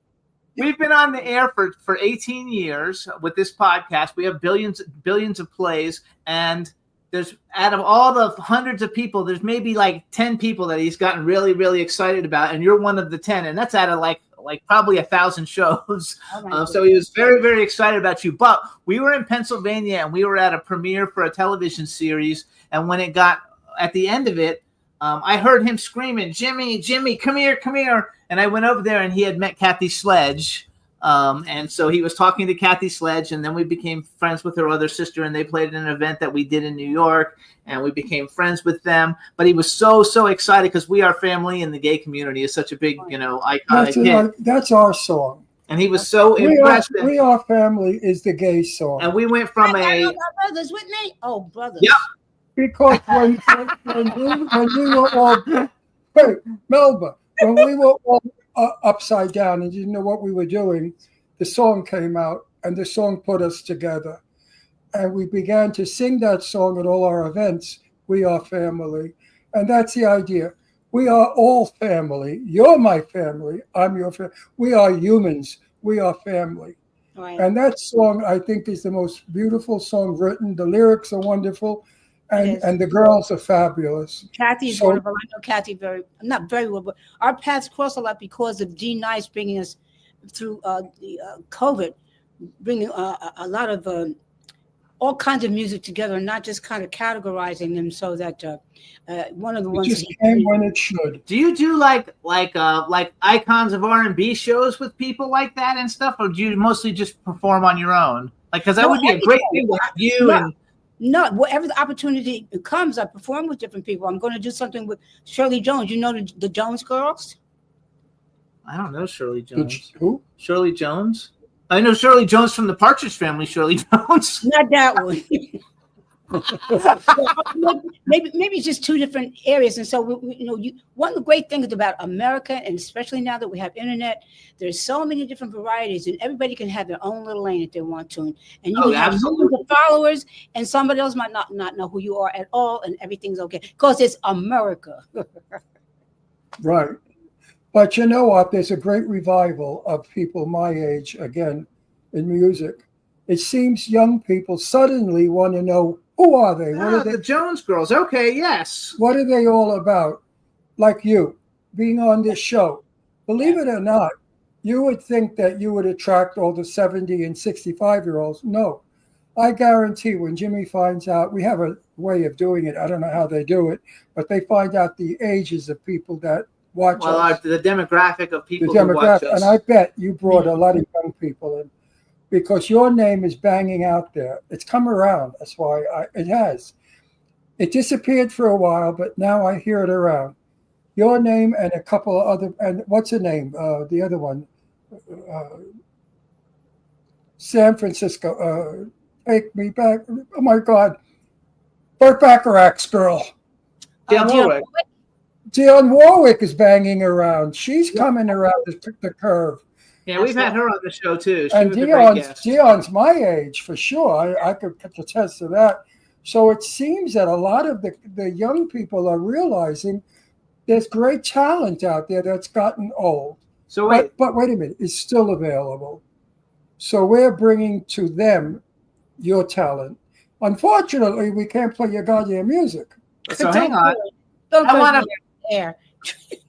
I want to, yes, don't. I want to brag a little for you. So, you guys, first of all, Melba Moore has, besides having 4 Grammy nominees and being a Tony Award winner, she's been on every major talk show, and including ours. Television. You guys, she was on. Listen, and the older people will know these shows: Ed Sullivan Show, Flip Wilson Show, Merv Griffin Show, The Tonight Show, Dick Cavett, Good Morning America a couple of times, Captain Kangaroo. Who else? Calvin. Tim Conway Show, Bobby Vinton Show, American Bandstand. Recently, she's done the Tamron Hall Show, the Sherry Shepherd Show. Now she's on the Jimmy Star Show with Ron Russell. Yeah. A show that really counts because we care. And you guys, some of her hit songs, This Is It, Lean on Me, You Stepped Into My Life, Love's Coming At Ya, Read My Lips, A Little Bit More with Freddie Jackson. I love Freddie Jackson, too. That was like the greatest Now, song can ever. you get kicked because you're reading? No, I can't get kicked because I'm reading. My song is. And now she's doing dance music, you guys. She just released. So what's the name of the dance single again? Tell us. The dance single is No Filter, but I also have a new R&B. It's called Soul House. That's the category of dance music. It is. But I also have a beautiful R&B kind of modern tempered song. Tempo song called Take Her Picture Down. So they're in 2 different areas, but they're both out at the same time. That's because the world is an independent music field now, not just a few record companies. So you can do, more than one thing at the same time. Oh no, absolutely. It works. Now, I want to get a little serious for a second. What is your opinion of rap? What part of rap? It's very diverse. All of it. He doesn't like it. I love it. It's another new American art form. It's spoken word. I love it. I think it stinks. Okay. Listen, singing when I was Frank Sinatra, Vaughn Monroe, voices that held Peggy velvet. Lee. He likes Peggy Lee. Peggy Lee. I adore Peggy Lee. Johnny Mathis, #1 on my list, and I love him as a person because I know him. But everything has to evolve. It can't stay the same. Yes. And usually what happens so the older sad. generation cannot relate to what happened before. They get Okay. Let me say. to their own era, which is good, but new things are going to continue to come along. Let me say this. 1958, the back of a car in Brooklyn with my girlfriend. I liked girls in those days. And stand there just a moment, darling. Let me catch my breath. I've never seen a picture quite so lovely. Now let's speed date it to today. Hey, bitch, I'm gonna beat you if you keep it up like that because I'm Well, gonna that's let good rap. No, I don't like that kind. I could That's vomit. gangster rap. He doesn't all like of it gangster. is, all of it is not like that. You're right. But you know I know what? that he Some of the doesn't. whole- We live in Palm Springs, Uh-huh. and I drive a convertible. I was at a traffic light, and a black fella in a car, I think it was a Rolls Royce probably, convertible, pulls alongside me at the light, and he has this song on, and I don't know the lyric, but it was like, "Woman, I'm gonna cut you. I'm gonna get you deep. I'm gonna cut you deep." And I looked at him and I said, "What the hell is that?" He said it was his song. It sounds I like a hate threat to me. So he played So- it. He played it loud, and he sang along So wait, with it. I want to go with that then. So who are some of the people like if you were sitting around or driving in the car, like what kind of music would you listen to? And are there any contemporary artists today that you think are really like that you enjoy their There are music? tremendous amounts of contemporary artists that I know are excellent and good. I'm trying to think of some of the rap artists that who don't do that kind of filthy music that are really great rap artists. None come to mind right now, but there are many. And I don't have a lot of time to sit around and listen to other people. I'm trying to write another script for my performances, so I don't sit around and listen to other people's music. My daughter has to take who's current and who's relevant, and some people that she thinks that I would like. I would enjoy listening to them. But I can't list the whole people, list of them for you because I don't spend my time doing that. I spend my time trying to pay my rent. Okay. Do you? I love that. You're spending your time doing you, which is terrific. Would you say R&B is one of the greatest musics of our day? What was your question again? I'm sorry. R&B Mhm. is the greatest music of our day. Miss Aretha Franklin. Oh, he. I Excuse love me. R&B. Excuse me, What Miss Patrick swings Bell more? too. Yes. What sways more? What swings more than R&B? What's groovier? What's more? It's like R&B. When you sing, my favorite song, by the way, you named on the top of the list. I can't say it. Read it. This is it. I don't know. The first song. This is it. This. When you do that song, Ron's daughter's sitting over here saying that all your music is so great, and she loves R&B. And the song she did with Would I Freddie should do Jackson. what? Just a little bit more? Yes, you should duet more. I know Melba's music from the 80s. She she loves loves you. you too. See, it's hereditary. It's hereditary, honey. But that song goes lengths. I wish I love that you're still recording stuff. I also wrote down that you did an album in 2023 called Imagine. I don't know if that was an Yes. album or a single. It's So an what album. kind? It's an album, and there's a single out now called "Take Her Picture Down." Yes, and that's You can on that imagine- album. You can imagine what that song's about, right? Take her. Yeah. That's good I though. would suggest everybody listening, please go out and I don't know how you do it, but somehow you can find her music on the Stream it, you guys. Stream Can it. stream it, download it, purchase it on I iTunes. want you to experience it so you know I'm not crazy. And just close your eyes and do this while Melba's singing.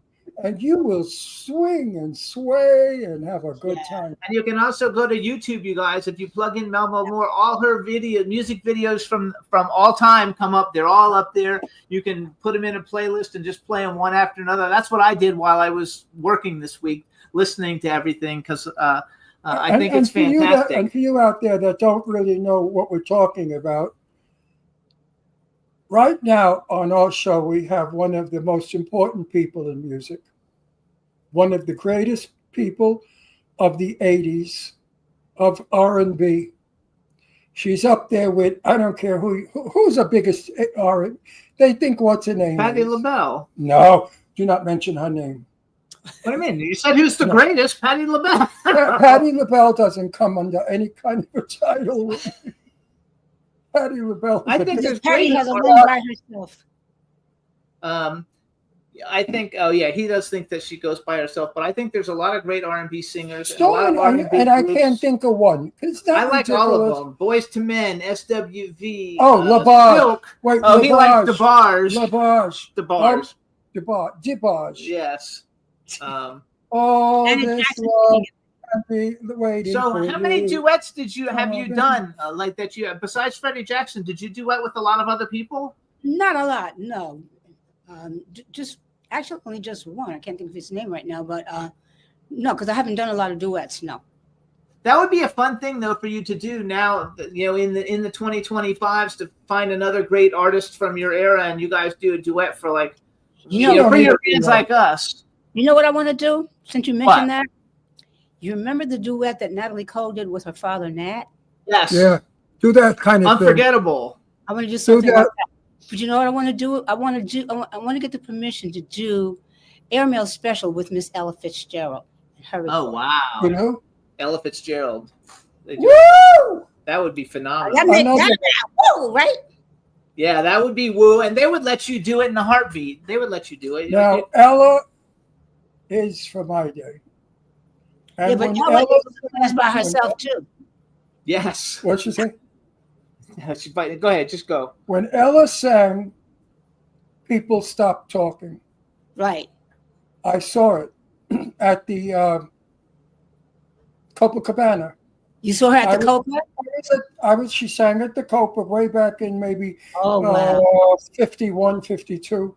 Yeah. No, I was too young. 58 That's- maybe. I don't know. That's an intimate place too, so you're close to the artist. And Yes. people were clanging glasses and noisy, and Ella stopped. The house went quiet. Ella sang. When the Supremes came to the Copa, I used to go to nightclubs all the time. I lived in New York. I went to the Copa to see the Supremes. And Diana Ross was this far from me. And suddenly a black man comes and sits in a chair next to me. And with the spotlights, I couldn't see his face. I just saw that he was a black man. And I thought, geez, that's rude of him. You know, this is a private table. Who the hell does he think he is? When the lights opened up, it was Sammy Davis Jr. He wanted to be closer to Diane Ross. I'm glad you didn't cuss him out because he was somebody. Yeah, you're No. somebody. So I looked at him and I said, you have some nerve. And then I started laughing. I said, oh, I'm sorry. I said, get the hell out of here. I said, what are you drinking, Sammy? That's a great I story. like- That's my experience. Now I had a bad experience with Diana Miss Ross? Ross. Not a nice girl. Oh. Not nice. There's a gay bar on 58th Street called the Townhouse. Very elegant, upscale gay bar, packed with very elegant gay men in suits. And Diana Ross was eating in the restaurant across the street. And the word got out, and all the gays heard it, and they went nuts. Oh my God, Diana Ross is across the street. So the bar emptied out, 300 people. And all the queens are running across the street. Ah! I'm going to kill myself. You know how girls get. And Diana No, I'm a Ross. girl. I don't get that way. Good for you. Diana Ross came out of the restaurant and told the cops, hold them back. Please hold them back. And she got in her car. Gay people made Diana Ross. Not nice, Diana, if you remember Maybe that. she was just having a bad day. I don't give a shit. Julie Andrews came out of the theater after doing Victor Victoria, and I was on the greeting line wanting to get an autograph from Julie Andrews, and she turned to all of us and she said, please forgive me, but I mustn't stay in the night air, and I can't sign your autographs. Forgive me. That's a lady. Diana Ross. That's the way to handle it. Yeah. How would you have handled it? If I was Miss Julie, I mean, Rose the game. with the sound of music, I would have sung to her. I like love. Barbara, you must be a riot at parties. I'm a riot. You're very young. You're about 19. Well, no, So- you don't have to lie. You just don't have to tell the truth. That's No, right. You have. That's right. No, he means personality-wise. Personality. He's like that too. People, he goes to a party. He's 85, but he's like a 50-year-old. He's not like an Right. 85-year-old. If you and I were at a party, we could do the Lindy. Remember the Lindy? Yes, the I dance, do. the Lindy? Yes. We could do the Lindy and make Dance everybody together, go. yes. Huh? When Yes. people dance together, yes. So you Even guys if- know. Even if it was Melba's- a Fast People song, they dance together. Yes. Yes. Um, We're going to meet and we're going to be friends, you and I. where do you actually live? Do you live in New York? New York City, yeah. New York City. Okay. You know what? If we're in New York and Cece is in New York at the same time, we'll get all the girls. We'll get the girls together. Please do. We'll even get time because Okay, well- you know why? We are family. There Yes. you go. and not only It's brothers and sisters, what we're gonna have, but we'll be family. There you go. We not like only that. would the publicity be fabulous, but the day would be fabulous. By the way, all the our girls. chat room says you're very charming and they love you. And Of course. so you guys, listen. I First of don't all, have bad taste. follow Melba on Instagram, you guys. She's Yeah, at Melba with the number 1 more on Instagram. Thank you. Check out her most recent album is called Imagine. It came out in 2023. She's got the single Take Her Picture Down. She's going to be playing from Broadway, Melba Moore from Broadway with Love at Studio 54. It's Well, Wednesday. 54 below now. 54 below. That's right. I'm an idiot. I read 54, and it's underneath where Studio. What's there now on top of The it? same place. It's a landmark now. Yeah. Okay, so it's at 54 below, you guys. It's a beautiful club. Oh, it's a beautiful It's Wednesday, club. July 9th and Thursday, July 10th. You can also get tickets at 54below.org. Yes. thank She's you. going to be performing some of her own songs. So you perform some of your Broadways. Do you miss being on Broadway? No, but I get to do these songs all the time. But I have some projects in the work that will take me back to theater, probably tour Okay. first, then hopefully off Broadway or Broadway. If it's kind of an intimate piece, I think I want to do off Broadway. But I do want to get more back into theater. Yeah, because you're amazing at it. Obviously, you don't win a Tony for nothing, and I think you have such a broad fan base, No, of but- people. I probably can't talk about the Broadway show either. They'll throw us off. But Oh, they'll cut you off. they cut us You off. can, no, they only every- cut you off if you play music or if you use the COVID word. That's the only times you get cut off. So what? never mind.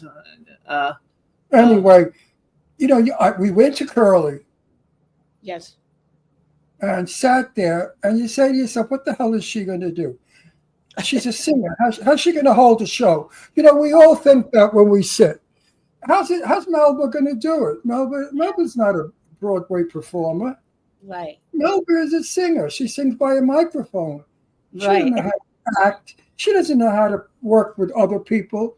Right. Well, after the first act, I sat there saying, "Oh, here we go, Tony." I swear to you, when I left the theater, I said, "This bitch doesn't win." I use my language. I said, "But if this She bitch doesn't like doesn't that. win the Tony, I'm going to burn it down." Oh I no. did say that. I did say that. That means And you you love. won. It means you liked my performance. Then, yeah. It was fabulous. Your performance was sweet, tender, loving, and wonderful, and gentle.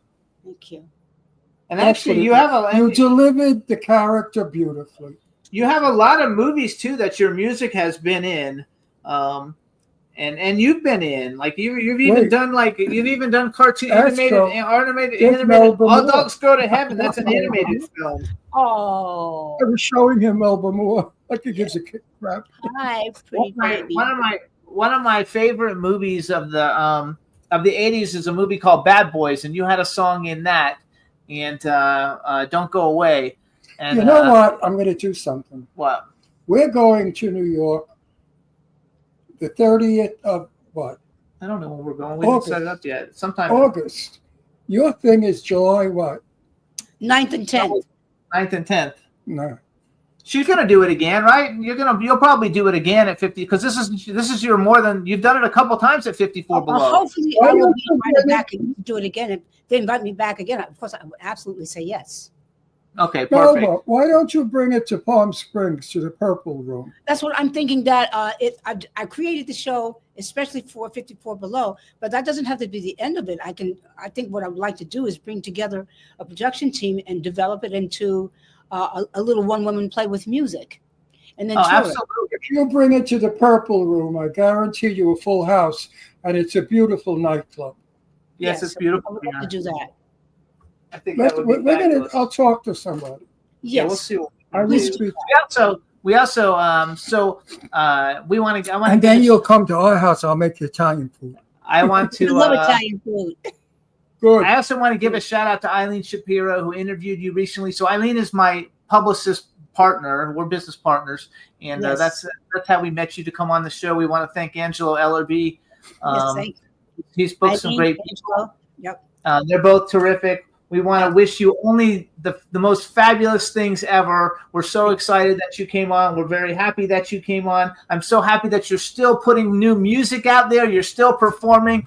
You're having like the icing on an incredibly fabulous career. We listen to your music all the time. The Purple Room is closed now for the summer, so it would be a winter booking. Yeah, it's too hot here in the summer to go anywhere. You'll be packed. I mean, you'll definitely sell out. There's no question about it. Well, I hope that happens. I'd love to do that. I think it's like a 350-person room. Oh, that's perfect. Yeah, it's a perfect, nice setting. It's not too big, intimate, not too small. Yeah. So let me ask you a question. And I don't want, like 3 minutes any left. commission either. We have like 3 minutes left. So like you've performed with everybody and you know everybody on the planet. Just a big hug and a kiss. Let's say you're going to go and on tour with 2 or 3 other like great artists. Who would you want to go with? And they could be living or dead. Like if you were going to get to go on, and this is a hypothetical, it's not a real thing, but let's say you were going to go on a little mini tour and you could pick 2 or 3 of any performers on the planet. My mind doesn't think like that. It's really hard to try to come up with that in 2 seconds. And the other thing is my mind is on what is getting ready to happen. We're starting to go on tour with several different artists. I'm trying to think. Shirley Murdoch, the Jones Girls, Gene Carr. There's a bunch of different people that are being put together. So my mind is there. I can't go way back there right now and remember. That's fine. It's funny that I don't know who the Jones Girls are. I looked them up. I'm going to go listen for them as soon as we get there. They have a song called "You Gonna Make Me Love Somebody Else If You Keep On Treating Me the Way You Do." You know, good R&B music. It would be like that. That would be R&B too. But a lot of other things are being put together for me. Richard J. Alexander, who invited me to be the first Black woman to play the role of Fantine in Les Miserables, is thinking about doing some things. With Norm Lewis, who did the Phantom of the Opera. Fabulous.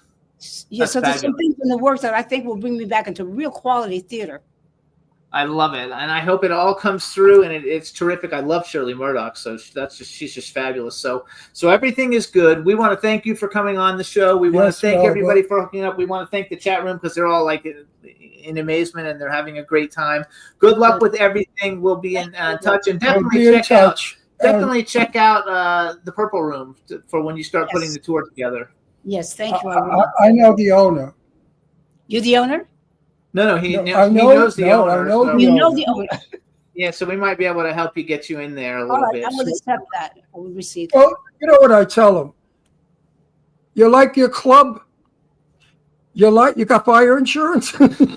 Oh, you sound like a real Italian. Yeah. He's a real Italian. You hire Melba or else Ashley. You might threaten to ride by in a convertible and play that nasty rap music. I love it. So Melba, thank you so much. Best of luck with everything. I'm going to go stream your music right now. Darling, thank you so much. God bless you guys. Looking forward to meeting you. Thank you so much. To meeting you. All right, bye-bye. Thank you. Thank Bye-bye. you. What a great interview, you guys. Melba Moore's fabulous. You guys check out her new song, Take Her Picture Down. Her album is Imagine. She's got a dance song. I didn't write it down. Chat room, thanks for all the great remarks. If you like R&B, she's one of the R&B queens. Oh, absolutely, you guys. And again, she's playing at 54 Below. It's Melba Moore from Broadway with Love. It's Wednesday, July 9th, Thursday, July 10th. You can get tickets at 54below.org. So I think you guys should all check it out. And again, thank you, Angelo Ellerby, for helping set this up, and Eileen Shapiro. We're very happy to have had Melba Moore on the show, and we want to thank Genevieve Rossi also. So that's it, everybody. We're done for today, and we'll see you next week. Thank you for tuning in. Bye-bye. Bye-bye, everybody. This is MC Alfie. I'm just chilling in the style, sitting down and designing. Where every man in my thinking, what are we gonna be wearing?